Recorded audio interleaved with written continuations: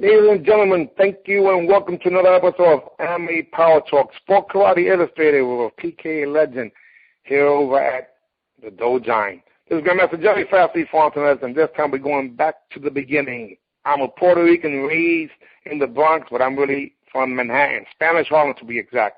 Then we moved up to a better neighborhood called the South Bronx, the South Bronx. This gentleman happened to be from the same area, a few blocks south towards 110th Street. And regardless of where you start, it ain't where you're from, it's where you're at. And where we at right now is at a whole other level because we're still alive. In 2015, myself and this gentleman who is 11 years older than me is still alive. And I would assume that this is quite a bit. One of the big reasons is because martial arts gave us options to be able to do things, to be able to stay alive, because otherwise we would have been part of the statistics, dead or in jail. Anyway, this gentleman, whether it was point karate or kickboxing, he's one of the people that I looked up to, and he's shorter than me, and I still look up to him, you know, and this is because he was able to produce the results. Without further ado, the gentleman's name is Apache Cruz. Are you there, sir? Yes, I am. Hey, I am honored and I am blessed to have you as a friend and a big brother, and thank you that you're taking the time out to share your experience. Hey, that goes both ways. That goes both ways. Thank you very much. So this is, basically, let me give you the overview. If I went to war right now and I can only have 300 people in my army, like the movie 300, which I love quite a bit, you, sir, are on my 300.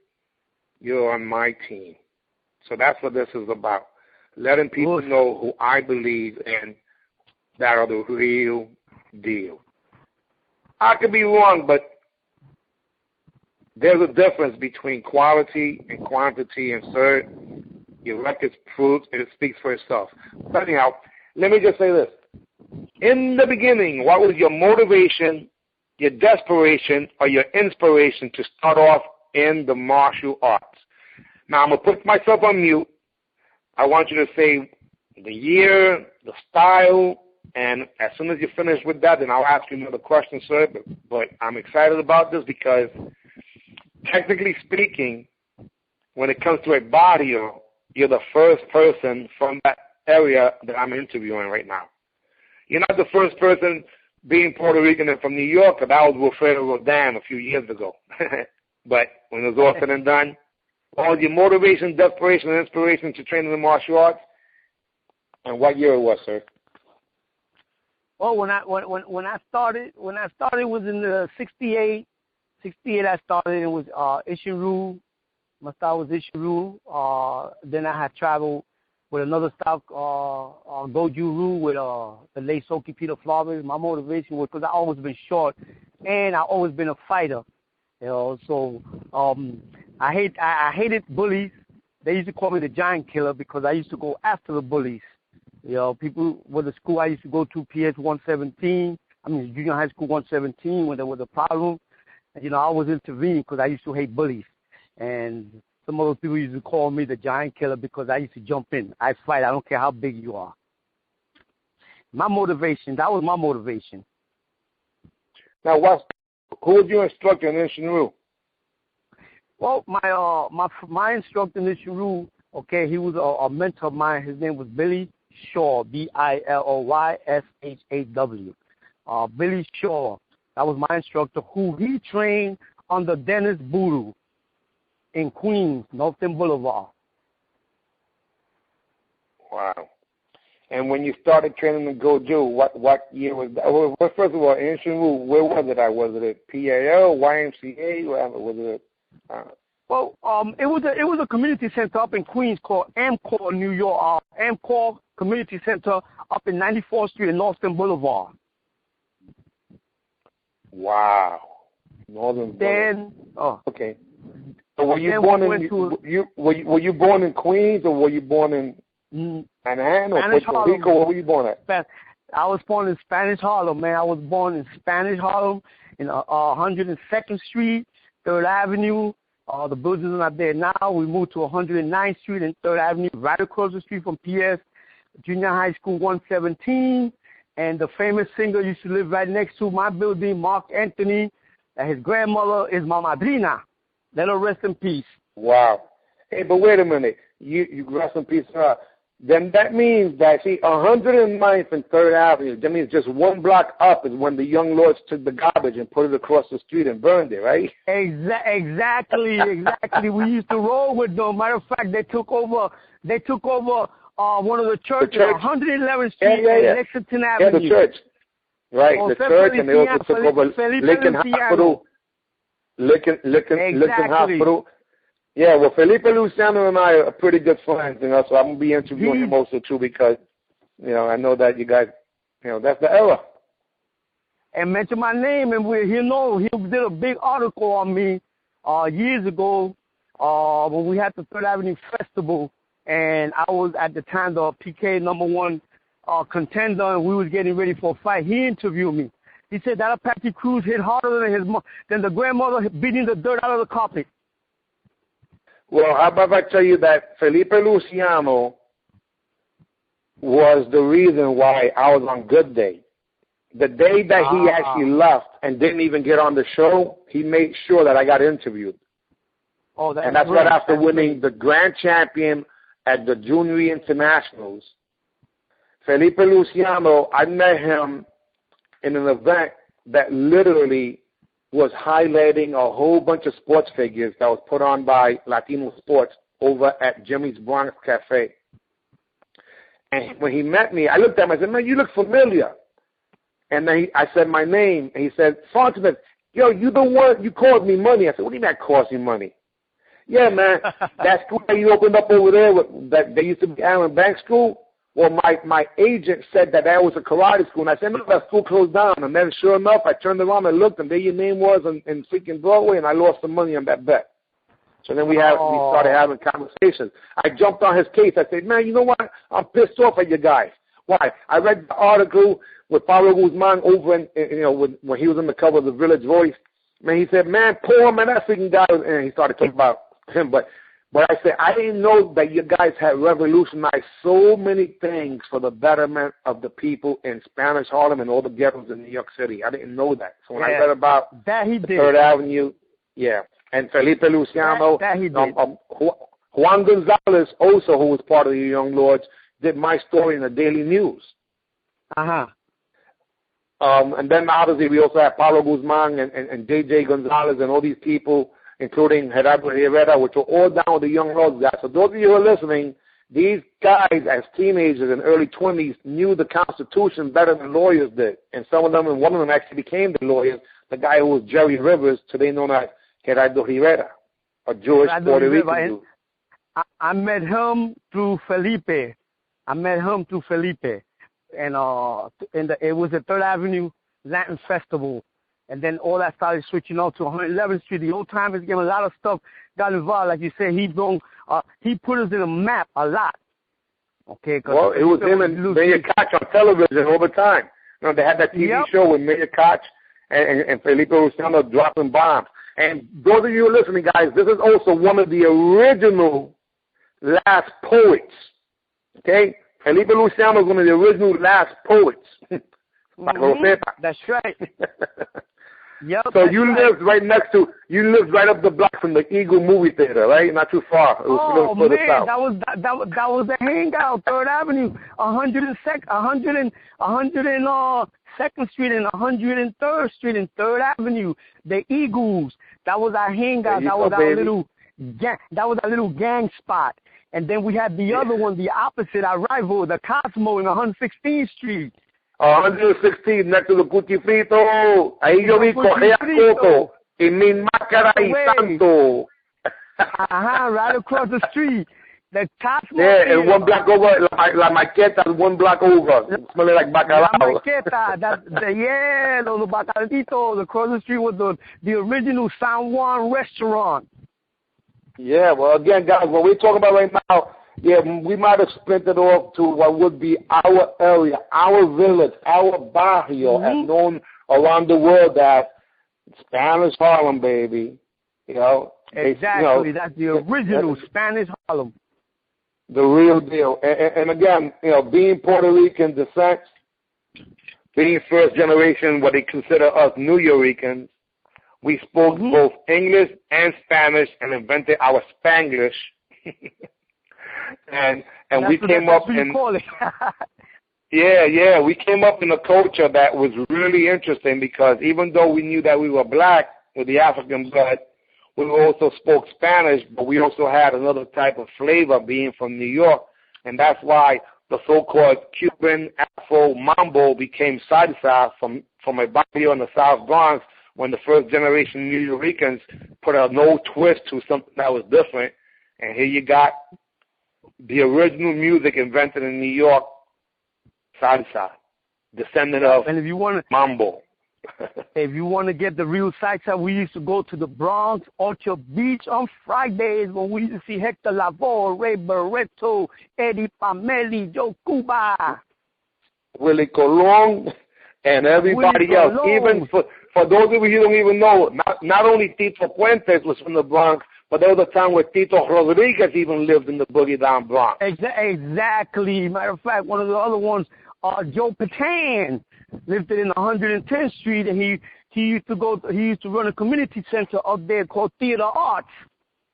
All right, Joe Patan happens to be one of the legends in what's considered South Soul. He got soul music inside of Side. He started South Soul Records, one of the independents that came out, and literally he was one of the most famous known with the Boogaloo, but homeboy is not even Puerto Rican. He's freaking Filipino and black.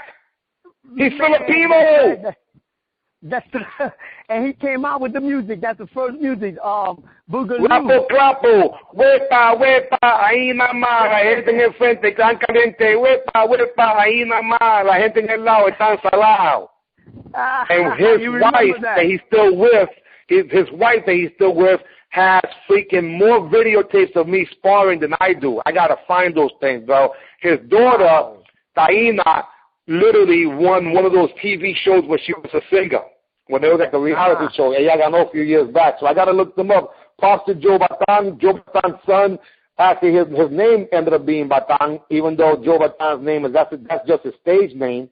But he named his son Batan, and Batan himself is became a top fighter. His daughter fought in my tournaments, you know, and props to them. Guys, yes, just split it off, but it comes out to the same thing. Guerreros son guerrero, and in Spanish Harlem, we had not just one rose, but a whole bunch of roses and the thorns, baby. That's right. That's right. You right on that. Hey, but let's go. How about this? The first place that I ever jumped inside of a pool that was, 16 feet, whatever it was right off the high bridge. I should say the top of the diving board in Jefferson Pool. 112 and 13th Street and First Avenue. Jefferson and Pool. That's where we were. Legend. That's right. Exactly. That's the place where there was one time where you couldn't even go in there without sneakers because there was glass, so much glass in the bottom there that you would get cut. Yep. That's the Back old in the Jefferson days. Pool. Back in the days, man. That was it. That's it. That was the spot. But at the same time, when you had to go to Jefferson Pool because it was towards the east side, towards Pleasant, depending on your age, you had to run through there because the Italians were going to get you. So you had to make sure you was moving really quick. You know what I'm saying? If you're not fast in your feet, don't go through there. But you got the nickname Fast Feet, so you could go through there. Oh man, that's phenomenal. Hey, listen. So let's go back to karate here for a second, guys. We split it off because this is called our history. The history of martial arts / coming from what would be at barrio, or today they call it the hood. Back then we just called it home. And it doesn't matter where the barrios are. The ghetto is the ghetto, it's home. And it was all about respect. And if nothing had to do with you, you just kept it moving. Mind your freaking business, respect people, and keep it moving. Those laws still apply to this day, regardless of where you go in the world. So that's why I never had any beef with anybody, because I know the rules. But also there's a rule that says... That's what you call block rules. Block rules. You respect. Yeah, well, respect is the number one thing in any form of martial arts. That's the values of the family by respecting your elders. Oye, respeta, o te voy a meter una bofeta. And that's the whole thing. Respect, that's old school, respect. Old school. Yeah, I don't want to call it old school. I want to call it true school, because the truth is timeless. This very day we can still use that, right? Because when it comes down to it, back then it was the truth. Today is the truth.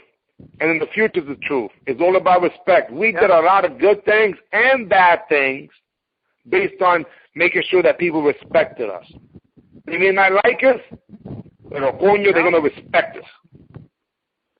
And that being the case, sir, speaking of respect, you started training in martial arts in Inshinru, and then you went into Goju. Who did you train with during that time, and and around what year was that? Oh, man, we're going back, okay. I don't know the exact years. In the 70s, I met Soki, the late Soki Peter Flores, let him rest in peace. I trained with him while I was still under the Ishiru system. I try to get involved with styles that's going to benefit me, because I'm short. I'm 5'3", so I never was a good full splitter kicker, but I was a power kicker. So my thing was something that's going to benefit me, and Soki had helped me with that. And it was a little townhouse called Cross House, and he teaches in a little basement, and that's who was my original instructor in karate period. If you want to bring that up with the martial arts, I started with him until I was a green belt.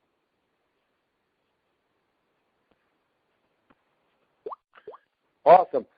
Now let's talk about some of the other people that were around during that time that you might have looked up to. In that time, in the 70s, 80s, I was fascinated in the kickboxing with Bill Superfoot Wallace. They used to call him, I don't know how far, but they used to call him Oak Tree Edwards. Oak Tree Edwards. Another. He's still around. Believe it or not, he's still around. Man, he was another impressive me, because I like the power. So he had power. Bill Wallace had that speed and the Oak Tree Edwards was the guy that was a sparring partner. He was a sparring partner with Mike Tyson and broke his ribs. That's an untold story, but that's what happened. He was one of Mike Tyson's sparring partners. Then a couple of names was brought up: Keith Vitale, Rome, Jerry Rome. These guys was awesome, and that when I used to see that, I said, I need to get into sport. Wow. All right. Now, how about some of the people in New York maybe that were doing if I mention someone like, it's hard to look at you and not remember Wildcat Molina. It's kind of difficult to look at you. Maybe because you guys were both bald. I don't know what it was, but two bald boricuas. But that Wildcat Molina, I'll tell you. I met when I was training one of the girls who is the mother of my oldest daughter. I said, there's a guy over there who teaches in Lexington Avenue in our house in the basement, and it was Wildcat, Orlando, Wanda, his late brother Lefty. Let him rest in peace. And I went over there, and I walked in the dojo. Wildcat wasn't there. Orlando was teaching. And then I walked in. I said, who's Wildcat Molina? He said, Sensei. He's not here right now. And, Wildcat always had his own little business with security and all that bodyguard. And when he came in, that's when he told me that's Wildcat. And I said, I want to spar with you. Bad words. Those are words I should have never mentioned. Okay, because I was looking up in the air. That's how fast he dropped me. It was awesome. Pa que repete. Huh? Yeah, exactly. The main word. You don't come to my dojo and actually spar with me. And then we became good friends. He's the godfather of my daughter. We became good friends, and people say, you know what? He must like you, Apache, because Wildcat got that character that people was like, fear him. And that's when he started training me, and I met a lot of kickboxers through him. I met Steve Valencia, little rest in peace. Rest in I met peace, Phil Torres. Yeah, and then when he had his first karate tournament, I had fought Wilfredo Rodin. Wow. It was in the 70s, and it was in junior high school, 117. Okay? 17. Isn't that the school you used to go to? Exactly. 17, junior high school 17 was the Taft High School of the Bronx. Right. Okay, and we fought there. I think that's when he started his New York Professional Karate Association. And when I fought Wilfredo Rodin, okay, I already lost the fight mentally, because when I saw him a week prior to that tournament, he had come out in a movie with Tazana Washington. And when he came in the tournament, I looked at him and I said, oh, man, that's Wilfredo Rodin. I said, man, I said to myself, I hope I don't have to fight him. Right there, I lost the fight. And wow. He played. Well, Rodin was one of the people that we interviewed, too. We interviewed Rodin also, man, because there was one of those guys that people, I mean, he literally, this gentleman was from the Lower East Side, and he literally was one of those people who not only was a student of Owen Watson and Frank Ruiz, but he was also taken over to even Master Peter Irvin himself. So what happened was that once they finished with him, so when Owen Watson finished with him, then Frank Ruiz grabbed him. When Frank Ruiz finished with him, he sent him over to Irvin. So he became the descendant and the owner of what would have been Nisei Goju. But he also trained with, which I didn't know this until I spoke to him, with Professor V. And to the point where his style is a combination of Jiu-Jitsu rule combined with that. So I didn't know these things, and if it wasn't for these conversations, I wouldn't be able to have an intelligent information, and that's what this is all about. I spoke to you recently, and one of the things that I told you was that this information, now guys, please understand, whatever you want to call him, whether it's Hanshi, Sensei, Master, and I'll ask you whatever you want to be addressed as, and I'll call you that accordingly, but the legend Apache Cruz normally wouldn't be a person to do too many interviews. But I told him, and I'll say this again, this is not your history. Your history belongs to all of us. Didn't I say that, sir? Do you agree? Yes, you did. Yes, you did, and I respect that. Because without you, then there wouldn't be me. Without every single person who came before us all. See, people like to say us. I like to say us. Because you ask all of us. All of us either benefit or lose because of everything that we do. Because we're interconnected. We're absolutely Barnum family. And family, literally, as we have dysfunction as any family in the world. Some of us have long hair. Some of us cut our hair. I didn't cut it as short as you, but you even, you say, hey, you cut your hair like me. And that's the point. We are human beings that want to have a good time. And throughout the years, as a young man, if you saw me grow up, I always wanted to have a good time. And people had a hard time with me having a good time. So I mind my business, and I just did my thing. But I always happened to get respect from people that I thought were the real deal. And the real deal weren't people who were just teaching to me. They weren't just people who were just doing even kata. I respected those people also. But the ones that were knocking heads, they're the ones that I respected the most. Whether they knew I respected them or not, I was always a fan. And nothing's changed, except that now I have more people that I have to,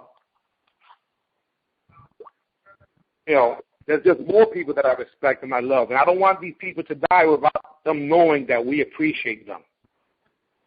I'm getting ready to make 2 phone calls this week with 2 gentlemen that literally are in some bad stages of cancer.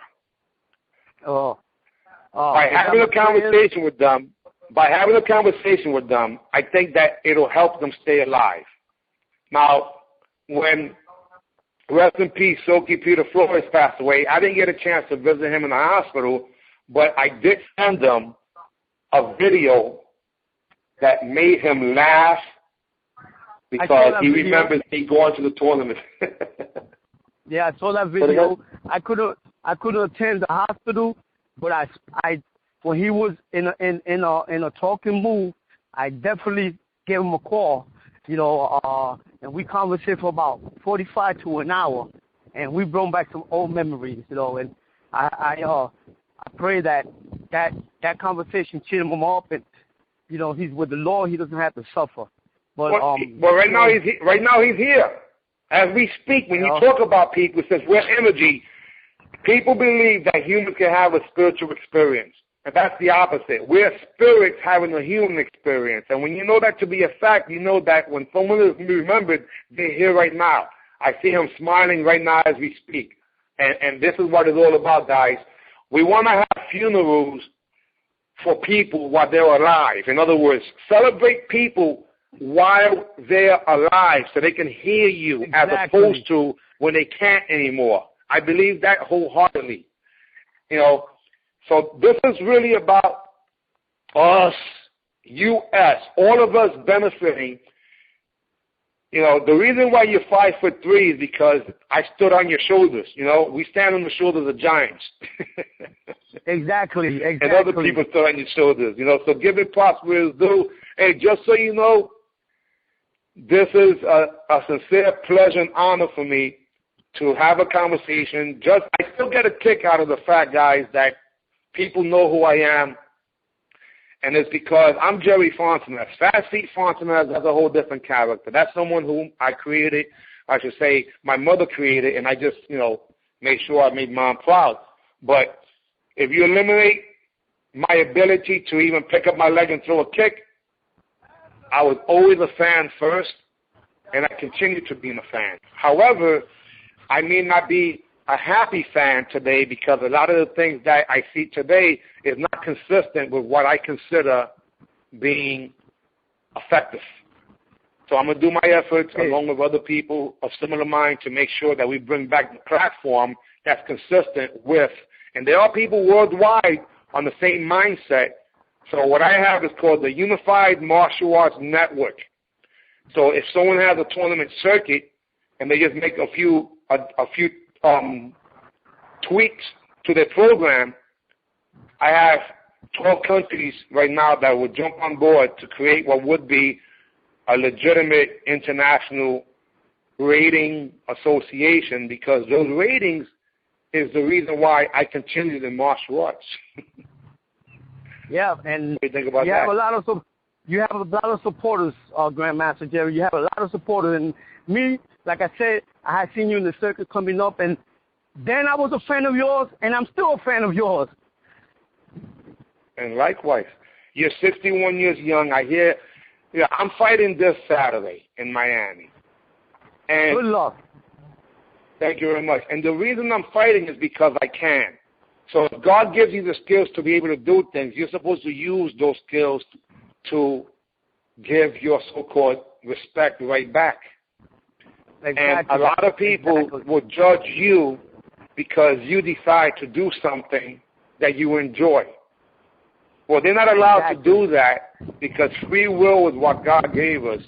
And that free will says, do what you want. That's what separates us and the other animals. So how about if I tell you that the best is yet to come? I believe that. And I am also competing January 10 because I love it. And in February 6th, and that's my birthday, baby. So, hey, who knows? I'm either going to come out with a grand championship trophy and send it to you as a gift, or I'm going to come out with a black eye and send it. Either way, I'm going to have something. Send you the picture. and you know what's so funny, that, guys, when you talk about trophies, the black eye is a trophy itself. Because it shows that you're part of this whole world. So when you go, people used to say, hey, man, you're the only person I know that comes to school, to work, to wherever, with a black guy smiling. I say, because you should see the other guy. Exactly. Not the thing, talking about coming back to Wildcat Molina, I'm going to tell you, you're talking about trophies.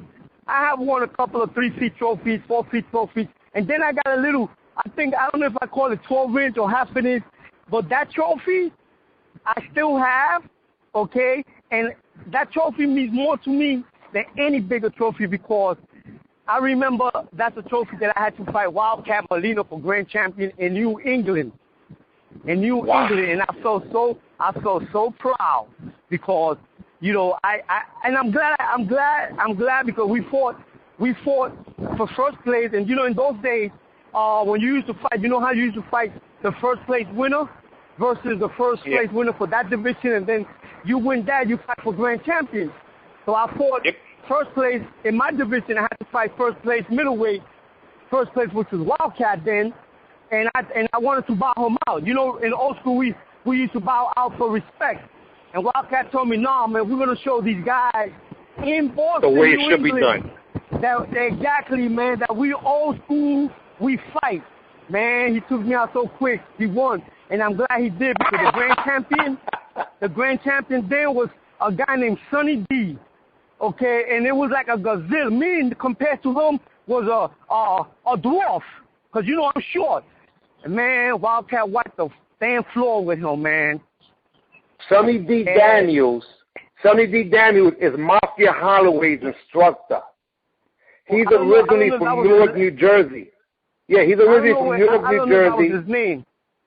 Oh, no, Sonny D. Daniels, that's his name. Sonny D. Daniels was a big black dude that literally, years after, he ended up having a stroke, but he was Mafia Holloway's instructor.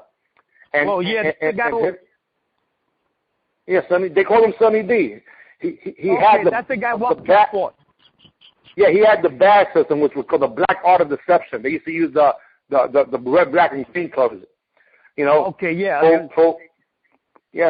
So Sonny D. Daniels was Mafia Holloway. Wildcat hit him with a reverse punch and a front kick, and the guy came back at him, boy. But Wildcat, remember, he messed up his hand that day. We won $500. So he gave me $100, but that trophy means more to me than anything because I fought Wildcat. What year was this approximately? Oh shit, man, that was in the 70s, man. Okay, now wait a minute. So you're saying, listen to what you just said.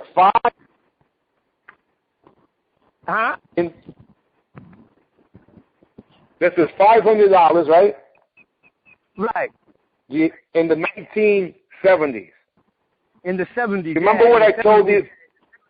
Okay, so $500 in the 70s is not $500 today. $100 in the 70s is nowhere near $100 today. That's what messed me up. Remember, you can go to point karate tournaments, as sad as it is or was, and win more money in a year than you could with kickboxing or as known full contact. Exactly. Let's talk about that. Let's talk about when did you go into what would be full contact. By the way, Wildcat Molina, just so you guys know, his freaking body was like a bodybuilder. His waist to his shoulders was ridiculous. I mean, this freaking guy's wingspan was, and to this very day, he's Diesel. What the heck is that about? Yep. He was cut like I don't know how to say it, man. But this dude was cut, you know. And he started at NYPKA, and I fought there. Like I said, when I fought Federer wrote down his point, it was in that tournament. And then I got into the kickboxing. I fought I'm going back now. At the Beacon Theater. Yeah, baby. 77th Street and Broadway. I fought a guy named Johnson. I think his name was Robert Johnson. Matter of fact, the referee for the fight, which also was one of my mentors, was Grandmaster Reno Morales. Let him rest in peace. Everybody know who Reno Morales is. Yep. The referee, he stopped the fight. He stopped the fight in the second round that I put him down, and he hold me.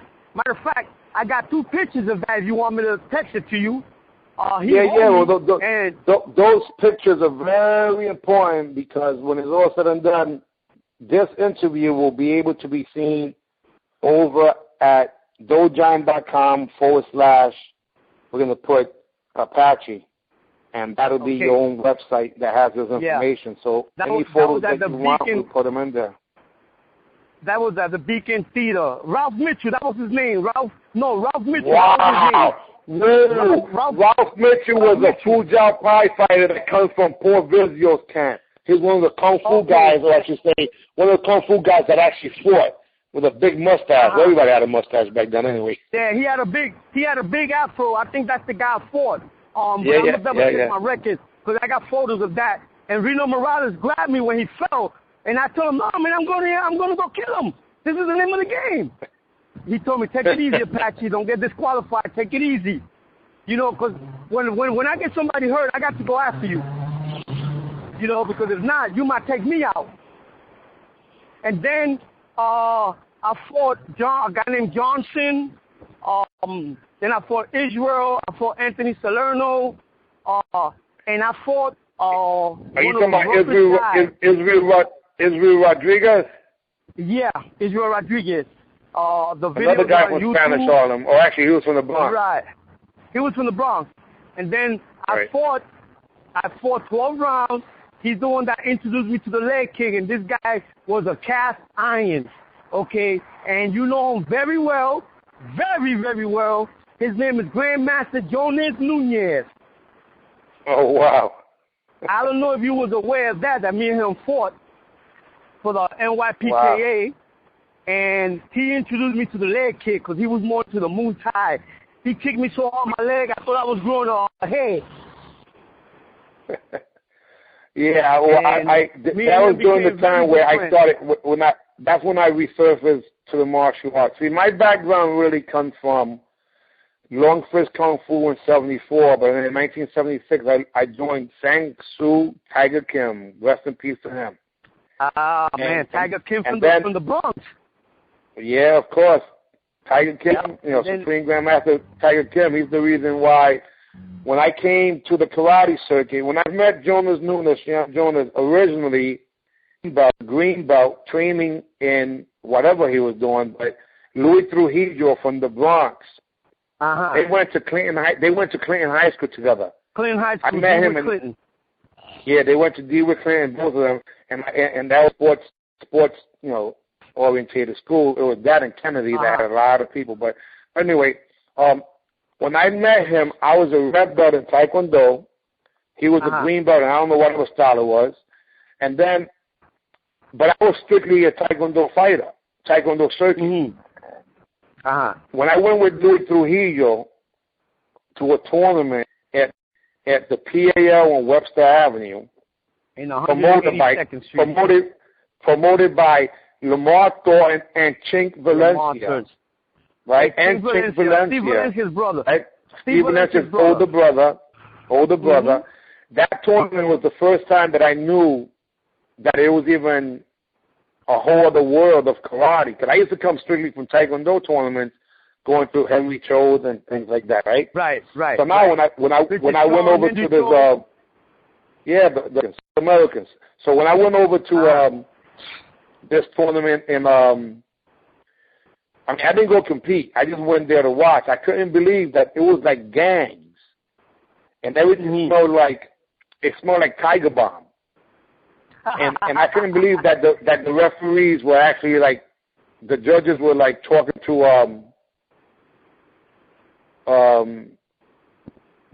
they were talking back to the judges. We couldn't do that in Taekwondo. That was not allowed. So I saw a whole different thing. I seen guys fighting with their hands down, throwing punches. I heard of a dude named Ralph Mitchell. I should say not Ralph Mitchell. Ramon Smith, Dominican Republic. He had finished beating Howard Flash Jackson. Yep. Yeah, Dominicano from June Lee, from the June Lee Institute. That he had finished beating. Yeah, he had finished beating. Literally, he had finished beating Howard Flash Jackson in 1974 for the first PKA World Championships. Howard Jackson.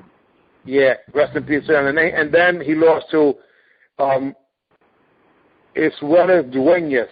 Isales Dueñas was the guy who actually beat him for the title, but he's the one that's why the only person the only person who did not win world championships from America was the lightweight, because Bill Wallace, Superfoot, won the middleweight. Jeff Smith won the light heavyweight, and Joe Louis, rest in peace, won the heavyweight. That was 1974, and that's when Telly Savalas was the host, and it was Wild World of Entertainment. And in addition to that, the person who was the promoter, which became a very good friend of mine, believe it or not, was Mike Anderson, the first PKA promoter that invented what's today known as the PKA. Right. And there's a photo right now today as we speak, right on my wall, which I'm going to tag you. And in this photo, you see the whole crew that just finished winning. So this is not just about point karate. This is also about the PKA history. And the PKA history, just so you know, is starting all over again, because there was fights in Canada the last, like 2 times in the last 2 or 3 months. And they were PKA fights. Joe Corley was the color commentator in one of them. And that photo that you have in your wall, I believe, they were dressed in red, white, and blue uniforms. Am I correct on that? That's correct. By the way, those of you who are listening, that uniform, which is called the Stars and Stripes uniform, I'm remaking that, but with my clothing line, so the fabric's different. But I'm gonna make that as the USA uniform for next year's World Championships. Next time you communicate with Joe Corley, you tell him Apache Cruz wants to be involved in that fighting. Just get me somebody that's 60 years old like me. I could do 5 rounds. and you know what's so funny is that literally he still respects those people from that era, meaning your guys, as being the true strikers of martial arts. No disrespect to anybody, but there was a different level of striking there. Exactly.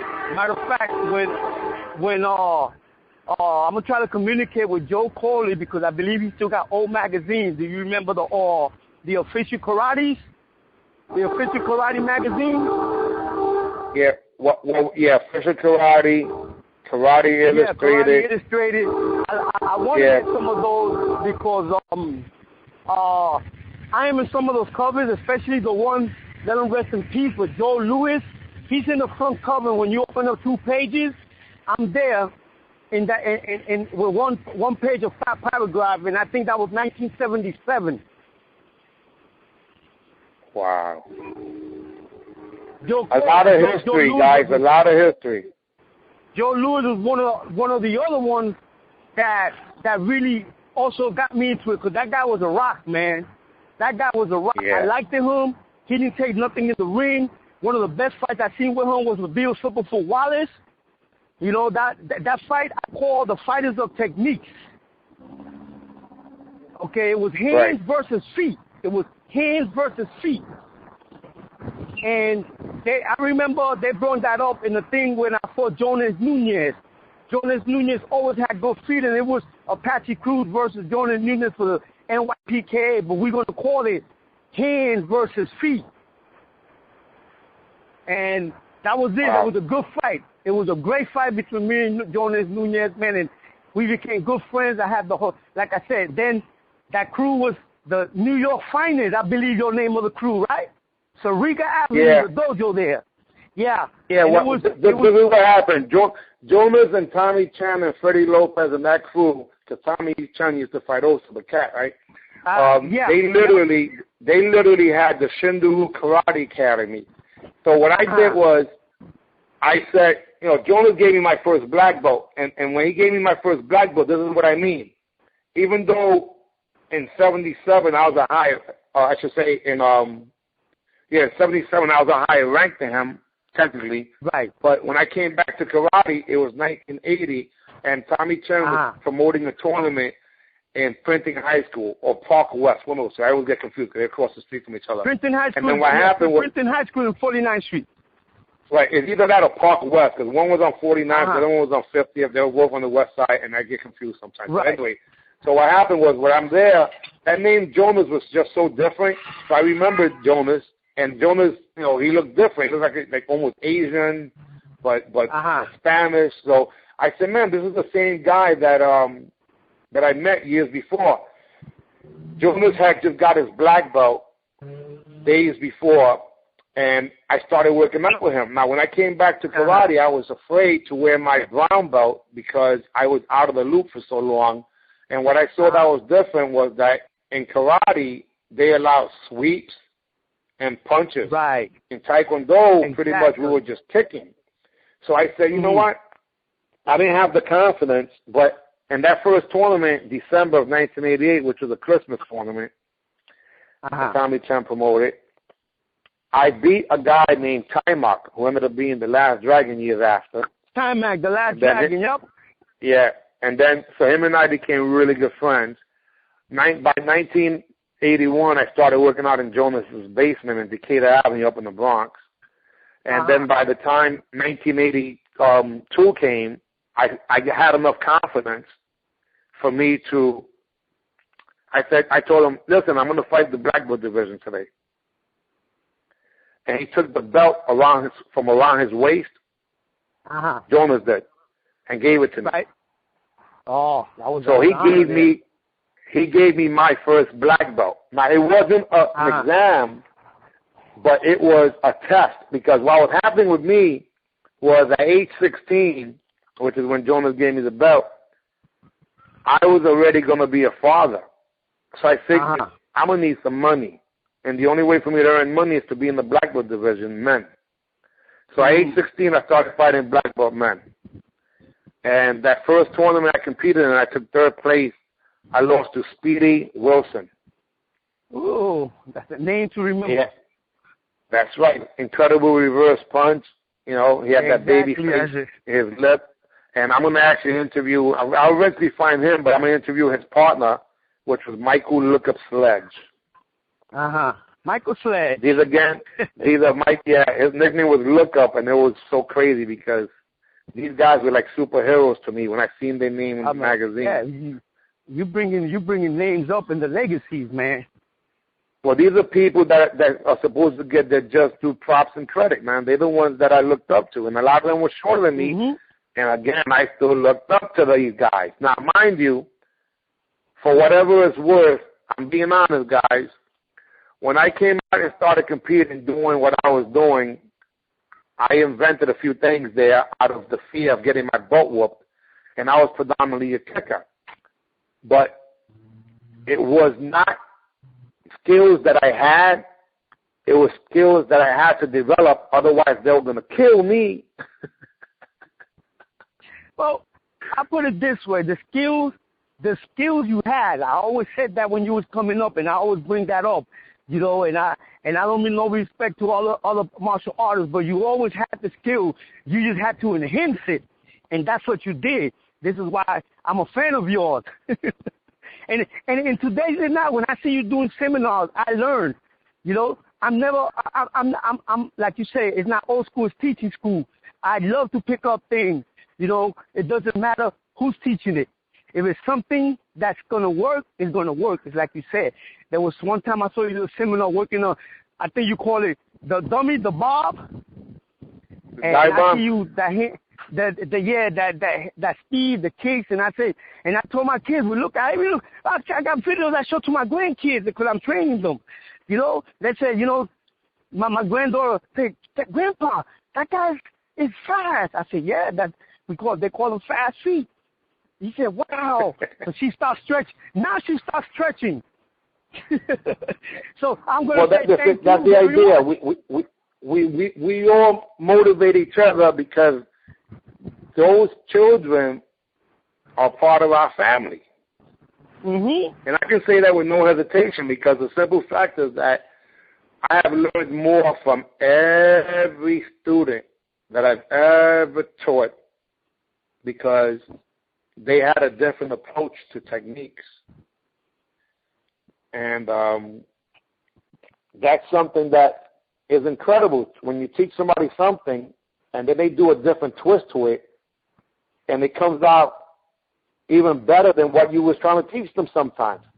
It's like, wait a minute. Exactly, yep. And then what the heck is that? Can you do it again? Yeah.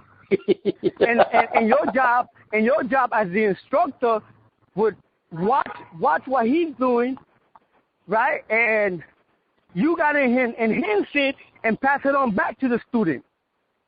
Because you get a lot of these wild white belts who try things that they don't know what they're doing, but you're like, wow, let me see that again, like you just said. That's exactly right. The fact of the matter is that we learn from every single one of our students, and those students are the ones who keep us motivated. If you're able to, as a grandfather, share information with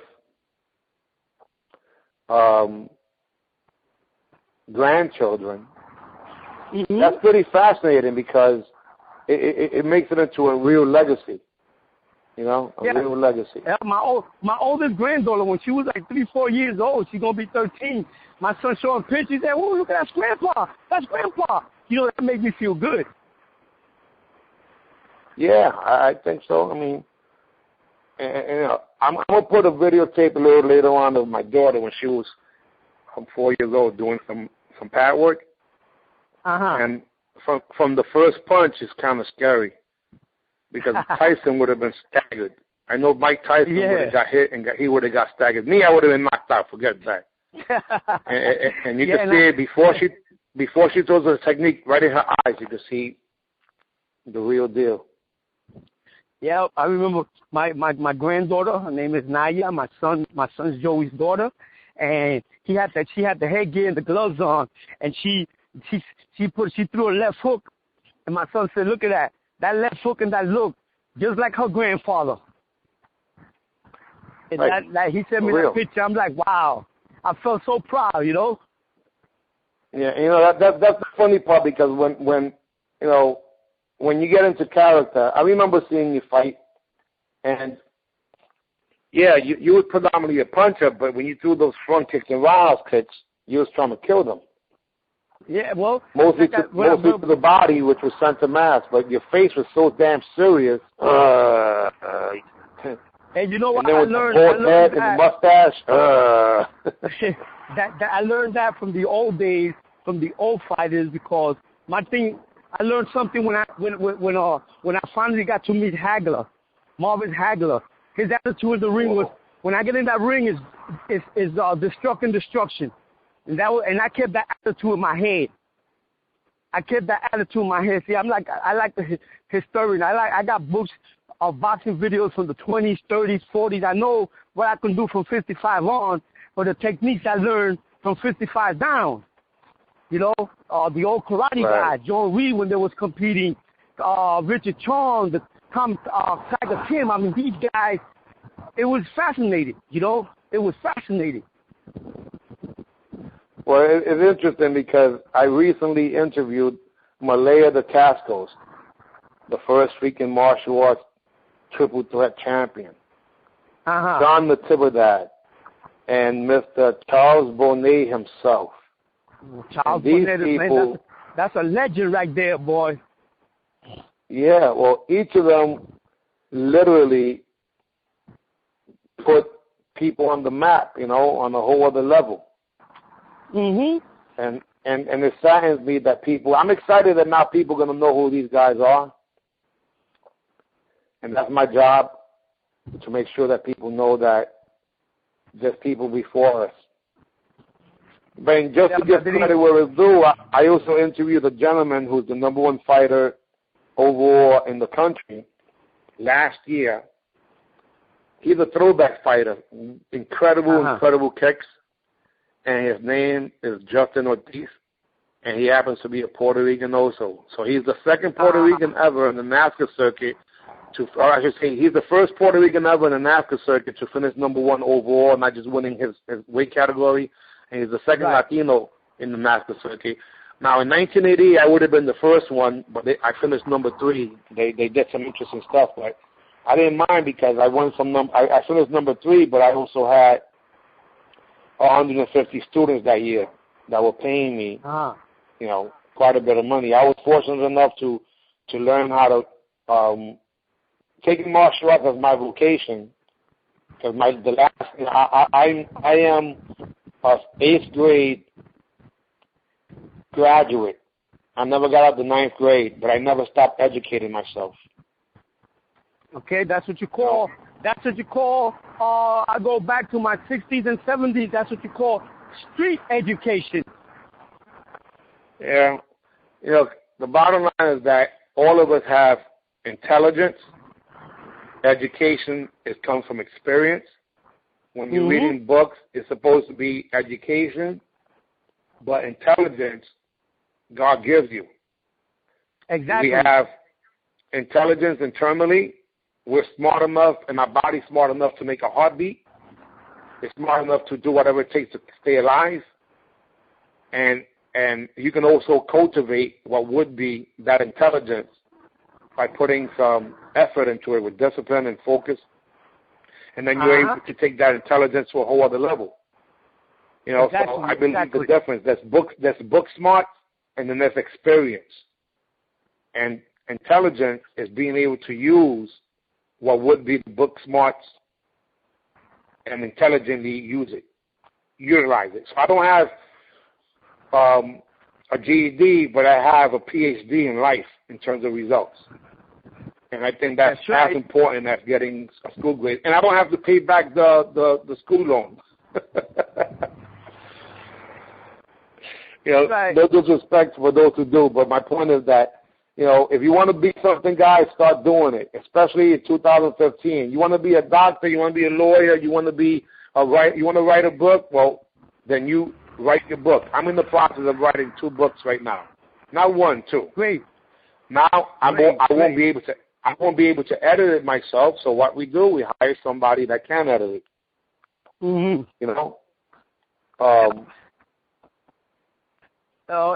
it's like you say, if you want to go for something, go for it. See, my motto, as I was coming up with 15 brothers, 2 sisters, we always focus, we always have that fighting instinct, and we always say a quitter never wins and a winner never quits. And now my time, in my time, I would say, you do your best, let God do the rest. Amen to that. Hey, you want to give some shout-outs to anybody that's out there that we may not have mentioned yet? Because I know that obviously your time is precious, and so we're on our schedule here, but I appreciate your time. I want to make sure that you give credit where it's due to the people who you appreciate. I know we're not going to get to everybody, but...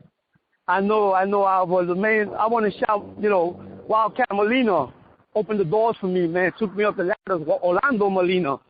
I know he's not with us right now. So Peter Flores. Okay, another one there. I also want to shout to Firefox. Everybody knows her, man. We always communicate. She's a good mentoree, And then another one, rest in peace, Grandmaster Reno Morales, and the rest I didn't mention. But like they said, you can't mention everybody, but you're all been involved in my martial art training and my focus, especially my fans. And again, I want to give thanks to Grandmaster Jerry Fontanes, which I always be a fan of his as he was coming up, and I still am a fan of his, and I got the utmost respect for him. Well, that I appreciate. And again, the feeling is mutual. We all we all have someone that we look up to. Hey, I want to give a shout out to a few people that you may appreciate too. Now, guys, I'm gonna be a little biased right now, only because in my heart of hearts, I believe that when it comes to giving credit to a lot of the pioneers and legends, I don't hear a lot of people named, but the least amount of people I hear are my fellow Latinos. And it's just the truth. Yep. So whether it was Benny Yaquitas, Darnell Garcia, Luis Delgado, Wildcat, which you already mentioned, Federal Dan, which you already mentioned, but even guys that things like Felix Vasquez representing, and those of you who don't realize his instructor of Felix Vasquez was also a Latino. He's Panamanian. And Luis Fernandez, the first guy to win the grand champion, that was a Latino from the Bronx, over at the All-Americans. I'm going to interview him shortly. Student of Charles Bonet, who literally did movies as being like the Puerto Rican Bruce Lee back in the days, and people forget that, La Pantera, you know? Exactly, La Pantera. There you go. I also met a gentleman who happened to be the instructor of, and the older brother of Peter Flores, rest in peace to him, and back to Vincent Flores, who I got the opportunity to meet him at least over the phone because of you, sir, and I appreciate that. But he told me some other stuff that was pretty incredible, you know, being a student of Grandmaster Aaron Banks that he was. But Steve Valencia was a giant, a fighter. His student, exactly, and rest in peace to him, his student Dennis Alicia was freaking awesome. Jonas Nunes, Freddie Lopez, and even guys that were over at the other side, like Tony Lopez from the Junior system, who was a Dominican guy from New York, relocated to North Carolina, who I interviewed Jeff Gripper, and Tony Lopez gave Jeff Gripper his black belt. I didn't know that, bro. Oh, wow. Imagine that. Yeah, that's another name that people haven't heard in years. In addition to that, Chink Valencia, a guy named Louis Trujillo, and then there was a guy also who was a ghetto superstar. Didn't compete that much, but I got to give him props because to his very day, he looks like Bruce Lee. And that was Luis Morales, who's down in Florida, exactly. Too. Now, guys, please understand, I'm mentioning their first and last names, but all these guys are pioneers and legends, masters, grandmasters, Sokis, Hanshis, etc., but I respect them as being human beings. Tommy May is Puerto Rican, guys, too, so I'm going to put Tommy May on tonight's list also. Westchester Academy of Self-Defense. And again, this was things, and Tommy May was one of the first people who literally was teaching what was the Jerome Mackey School up in New Rochelle, baby. How's that? For a throwback name. You know, you had guys like... Let me throw one name in. Also, the Grandmaster Morales' brother, Reno Morales. He's out in Florida also. And I like to say Demetrius Havana, who trained Cliff Thomas. Let him rest in peace. Well, Demetrius the Greek Havanas was the instructor of Chris Thomas. Exactly. Of Cliff Thompson, which I haven't interviewed him yet. But he was also the instructor of Ray McCallum, who I have interviewed him already. Rudy Smetley, who I interviewed him already. Troy Dorsey, who next week I'm interviewing him. Troy Dorsey, remember him? Yeah, Tim Kirby, and a whole bunch of other people, all trained by one guy, which is Demetrius Havanas, and that was the Greek. The Greek passed away in an airplane, in a plane, he was flying over to Atlantic City to fight, I should say. I'm not sure who he was fighting against, but all these people are our, what we consider pioneers and legends that we respect. In addition to that, we also had guys in New York City that still haven't been mentioned. I'll give a shout out to Lou Ferrer, who represented in a big way and still does to this very day. You know, Lou Ferrer is no joke. Plus, on top of that, I'm going to probably add maybe just two more people, because there were people that I didn't get a chance to really see fight, but I got to give them credit as the ones that were representing on the highest level possible for competition. One of the guys was a Taekwondo stylist named Frankie Calderon. Frankie Calderon was a student of Joe Hayes. Oh my God, the things that guy did. Joe Hayes, his classmate was Spider Martinez, one of the best saiceros too that you know. Could dance his butt off, you know. Spider Martinez from that whole Richard Chun group, and the other guys that were over. Yeah. And they were up in St. Mary's Park over there in the pool teaching Taekwondo. Joe Hayes. On 49th Street. Yeah. So again, these are a lot of people's names, and my promise, guys, is whoever's alive today, and again, we're forgetting so many people.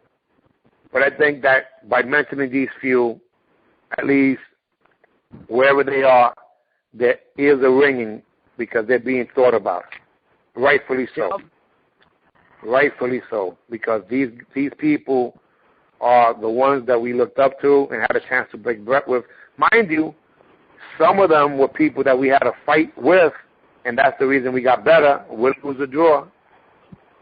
I'm even going to the Delgado brothers, and I don't mean I'm talking about Pete Delgado and Hector, which is Bolo Delgado, right there in 109th, man. My people, that I love them, man. Madison Avenue. Matter of fact, there right there in the church. Partners. There was my farm partners when I used to get ready for fights, and those guys, they had good legs. You know, there was my farm partners, man. They used to keep me alert. Katsugan Warriors. Exactly. Students of Ken Riley, who fought Benny Akitas. There it is. Another guy. Speed Demon. When I used to compete for those guys, Speed Demon. You know that he trained under Peter Flores, Sophie Peter Flores. Wow. There you go. So we are all giving credit right now to the people who motivated us, who fought us. You know, Billy Blanks taught me how to keep my mouth closed in the middle of a fight, and how the way he did it was that he broke my jaw. So thank you for that. Exactly. So I don't block my face anymore.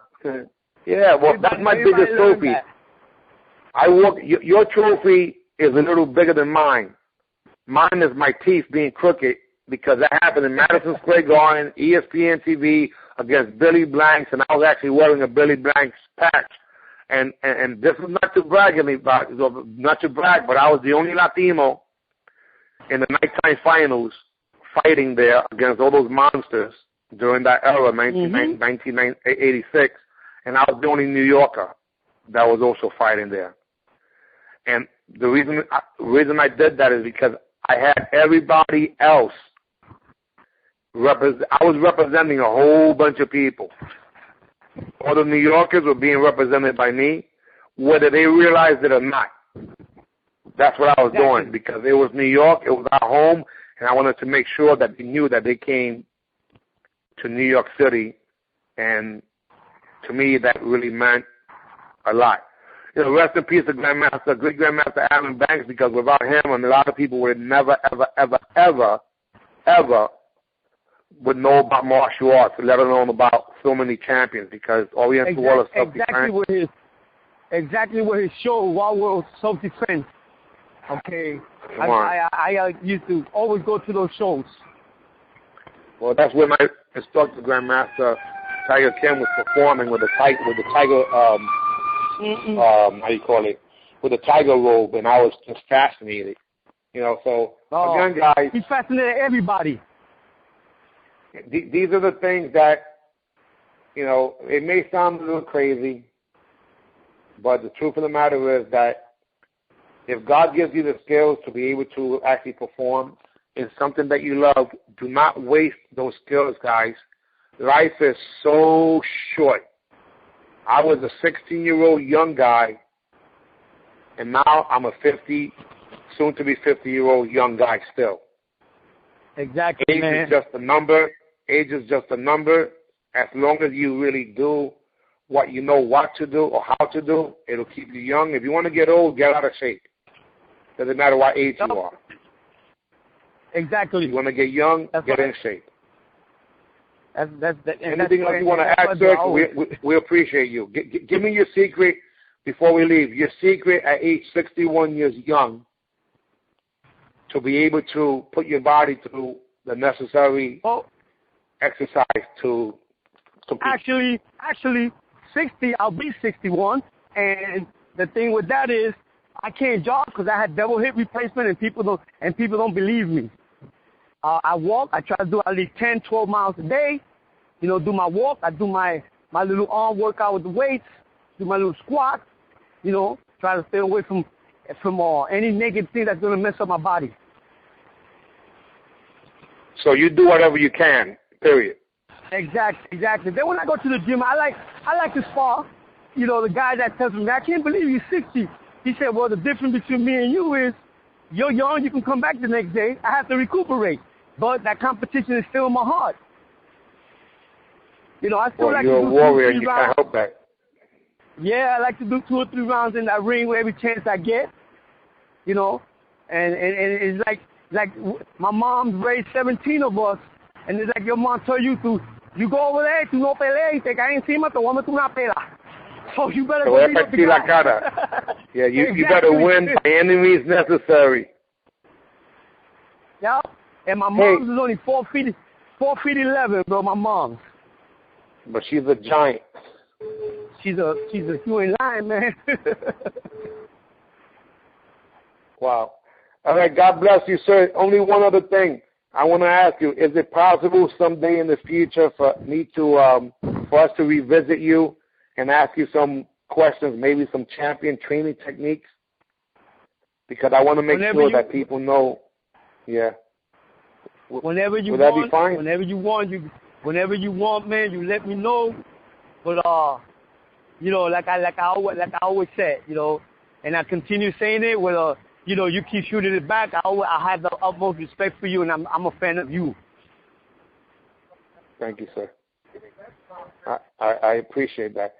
Hey, guys, if we forgot someone's name, please don't take it personal. There's just so many people. I think that we probably mentioned an easy 100 people, and we were probably mentioning people that others haven't been talking about in recent years.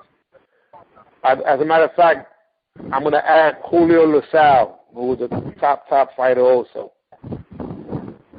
You know, I mean, unsung heroes in martial arts that literally opened up the doors for so many of us. And, you know, thank you for these guys. All right, guys, look, in the famous words of some crazy Puerto Rican from the Bronx, sir, when I say AB, I want you to say see ya. AB, God bless, best wishes.